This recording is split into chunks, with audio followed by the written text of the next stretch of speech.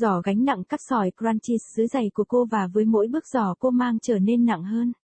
Gánh nặng này không phải là gánh nặng duy nhất của cô ấy.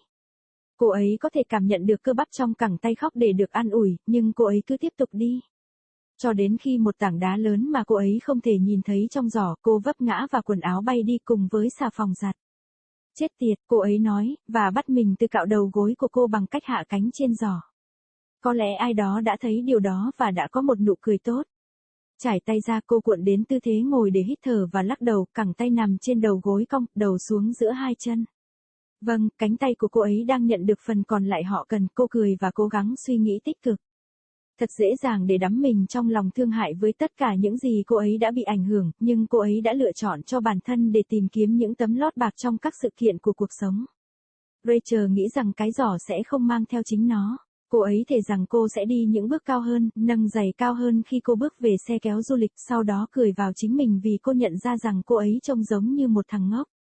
Mang theo một giỏ giặt quá nặng, đầu gối tiếp tục đập vào đáy giỏ và xô nó vào ngực trong khi cô ấy dường như đang diễu hành. Có thể cười vào chính mình là thuốc tốt nhất. Đây có phải hàng đúng không? Cô ấy tự hỏi bản thân mình. Đây là một công viên AV khổng lồ và cô ấy chưa bao giờ giỏi hướng dẫn. Cô đã cố gắng rèn luyện bản thân để tìm kiếm các địa danh trong khi cô đi qua một nơi nào đó không được biết đến lần đầu tiên. Nhưng lần này cô không chú ý khi cô đi đến tiệm giặt quần áo. Nếu việc này còn lâu hơn nữa, cô ấy sẽ phải nghỉ ngơi.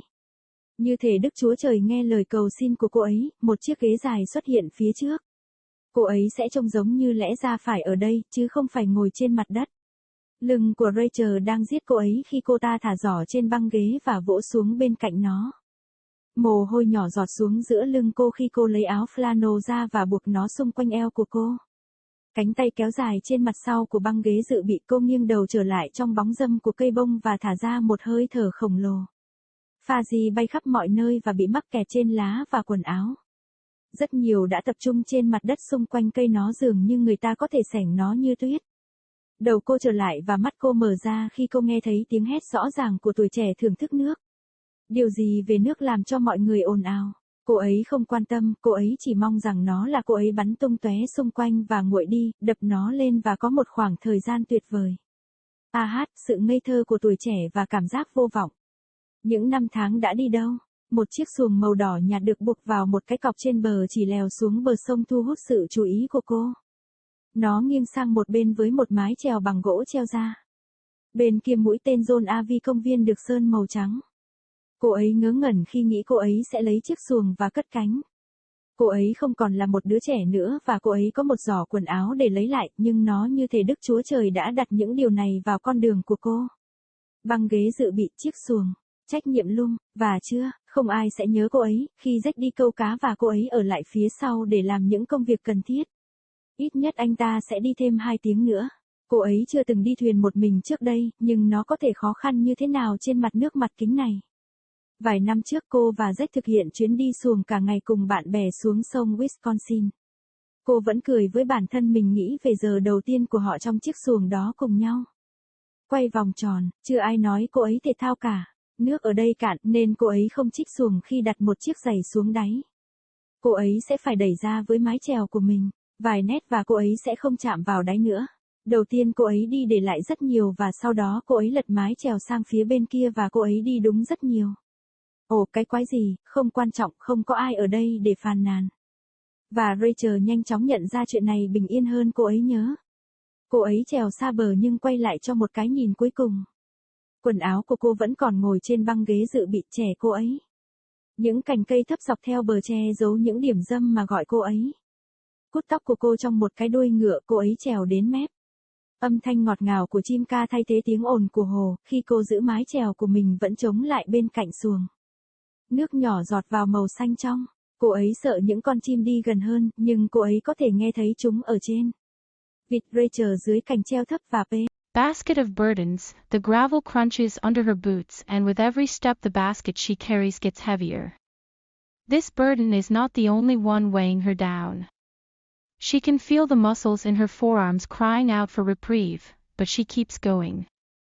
It isn't until a big rock she can't see for the basket that she stumbles and clothes go flying, along with the laundry soap. "Shit," she says, and catches herself from scraping up her knees by landing on the basket. Someone probably saw that and had a good laugh. Brushing off her hands, she rolls to a sitting position to catch her breath and shake her head, forearms resting on her bent knees, her head down between her legs. Well, her arms are getting the rest they needed, she chuckles and tries to think positively. It's been easy to wallow in self-pity with all she's been hit with, but she's made the choice for herself to look for the silver lining in life's events. The basket is not going to carry itself, Rachel thinks. She's vowed that she will take taller steps. Lifting her boots higher as she walks back to the travel trailer, then laughing at herself because she realizes she must look like an idiot, carrying a laundry basket that's too heavy. Her knees keep hitting the bottom of the basket and shoving it into her chest, while she appears to be marching. Being able to laugh at yourself is the best medicine. Is this the right row? She questions herself. This is a huge RV park and she's never been good with directions. She's tried to train herself to look for landmarks while she traverses somewhere unknown the first time. But she wasn't paying attention this time when she walked to the laundromat. If this was going to take even longer, she was going to have to rest. As if God heard her plea, a bench appears ahead. She'll look like she was meant to be here, rather than sitting on the ground. Rachel's back is killing her when she drops the basket on the bench and plops down next to it. Sweat drips down the middle of her back. She takes the flannel shirt off and ties it around her waist, arms stretched out on the back of the bench. She leans her head back in the shade of the cottonwood tree and releases a giant breath. Fuzzies fly everywhere and are stuck on leaves and clothing. So much has gathered on the ground around the tree it appears one could shovel it like snow. Her head comes back up and her eyes open when she hears the obvious shouts of youth enjoying the water. What is it about water that makes people loud? She doesn't care, she just wishes it was her splashing around and cooling off, whooping it up and having a grand old time. Ah, the innocence of youth and the feel of timelessness. Where have the years gone? A faded red canoe tied to a stake on the shore just a ways down the river bank catches her attention. It leans to the side with a wooden paddle hanging out.